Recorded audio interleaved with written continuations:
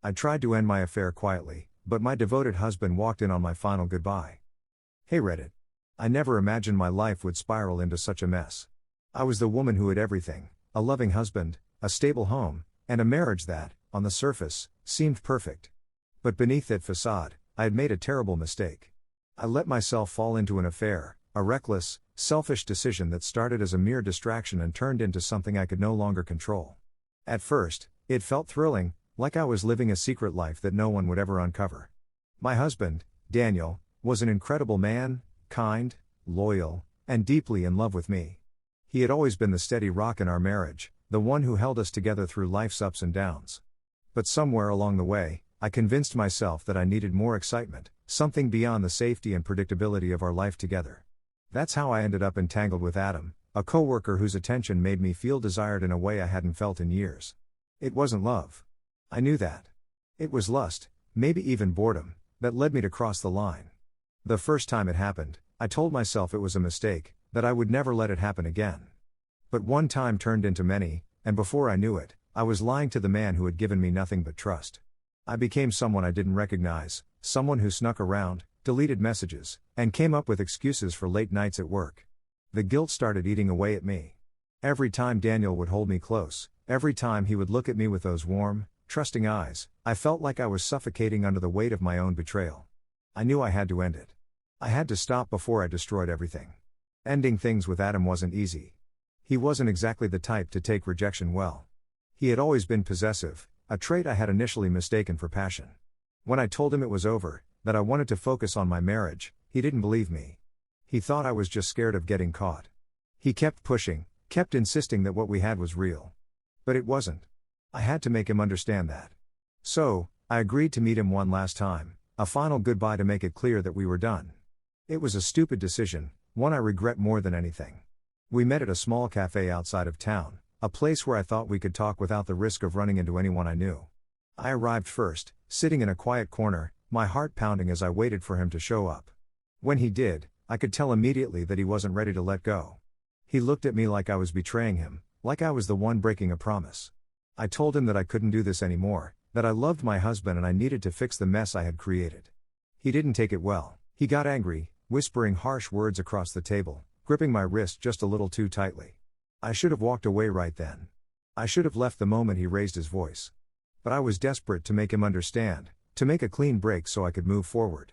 I didn't know that my attempt at closure would be my biggest mistake. Because while I was sitting there, trying to end things quietly, Daniel walked through the door. I didn't see him at first. I was too focused on Adam, on the way his face twisted with frustration. But then I felt it, that eerie sensation of being watched. And when I turned, my stomach dropped. There he was, my husband, standing just a few feet away, his expression a mix of confusion and devastation. He hadn't come looking for me. That was the cruelest irony of all. He had just been passing by, planning to grab a coffee before heading home. He hadn't suspected a thing, hadn't doubted me for a second.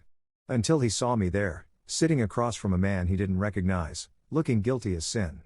I could see the moment his heart broke. The way his shoulders tensed, the way his jaw clenched as he tried to process what he was seeing. I opened my mouth to explain, to say something, anything, that would make this nightmare go away. But what could I say? That it wasn't what it looked like? Because it was exactly what it looked like. Daniel didn't make a scene. That wasn't who he was. He just stared at me, his eyes dark with something I had never seen before, betrayal. And then, without a word, he turned and walked out. Panic surged through me. I shot up from my seat, ignoring Adam's protests, and ran after him. But by the time I made it outside, he was already in his car, driving away. I stood there on the sidewalk, my chest tightening as the reality of what had just happened sank in. My secret was out. My husband knew. And I had no idea if I would ever be able to fix this. I spent the rest of the day in a daze, trying to call him, sending messages that went unanswered. When I finally got home, the house was dark.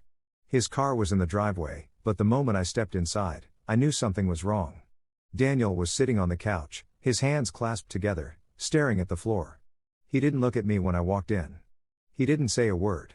The silence was unbearable. I took a hesitant step forward, my voice barely above a whisper. "Daniel, please, let me explain."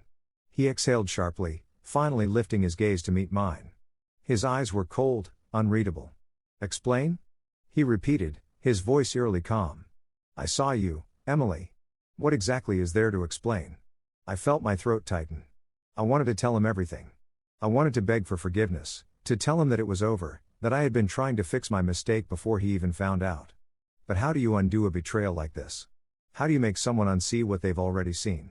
He shook his head, letting out a bitter laugh. I trusted you. Do you have any idea what that means? Do you even care? Tears blurred my vision. Of course, I care. I love you, Daniel. I made a mistake, but it's over. It's been over. He scoffed. A mistake? A mistake is forgetting an anniversary. A mistake is buying the wrong kind of coffee. What you did, that's not a mistake, Emily. That's a choice. His words cut deeper than anything I had ever felt before. Because he was right. I had made a choice. A selfish, horrible choice. And now, I was watching everything fall apart because of it. I reached out for him, desperate, but he pulled away. I don't know if I can do this, he murmured, his voice heavy with pain. I don't know if I can look at you the same way again. Fear gripped me. Daniel, please. Please don't leave.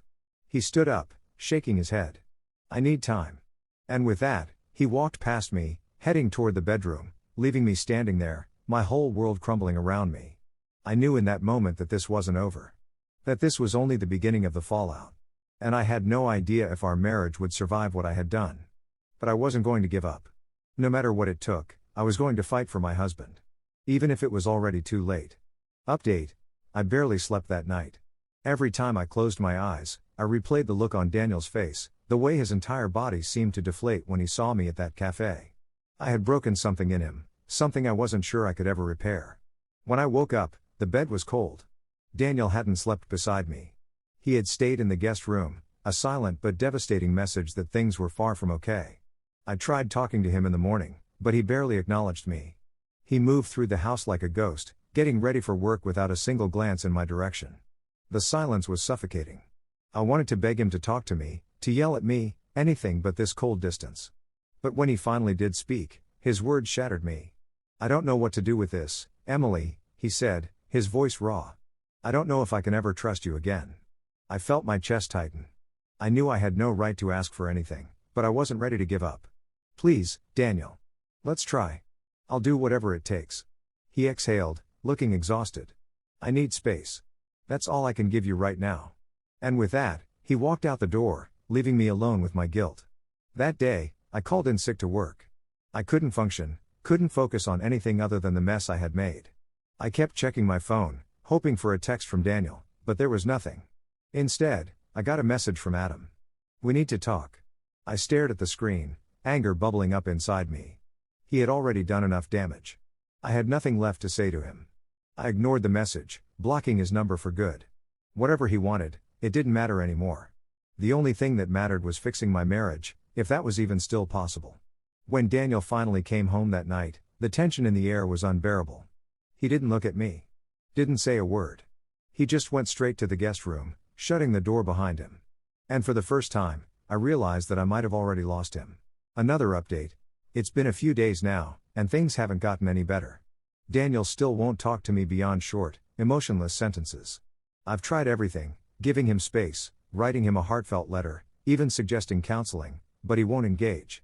He's there, physically, but emotionally, he's a million miles away. Last night, I finally broke down. I knocked on the guest room door, my heart pounding as I waited.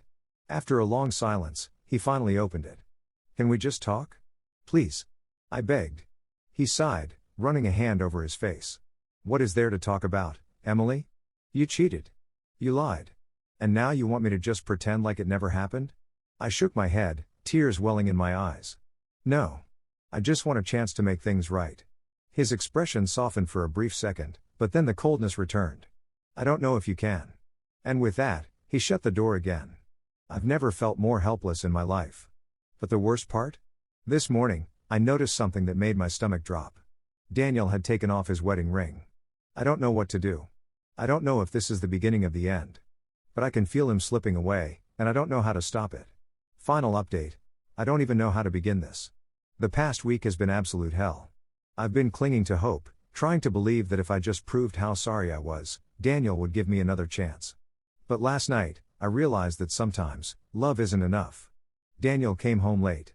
I was sitting on the couch, waiting, my heart aching with every minute that passed. When he finally walked in, he looked exhausted, emotionally drained in a way I had never seen before.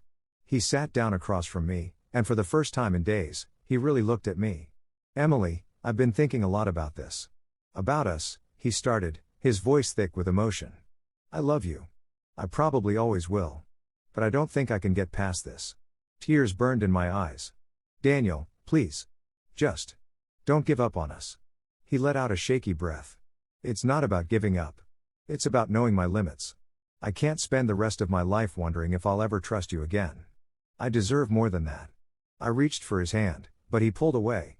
"I think we need time apart," he continued, his voice breaking. "Maybe for a while. Maybe forever. But I can't keep living like this." A sob escaped me. "So? This is it?" He hesitated before answering. "I don't know. But I know I can't stay here right now." And just like that, he stood up and walked away. This morning, he packed a bag. He didn't say where he was going, only that he needed space. And then he was gone. I don't know what happens next.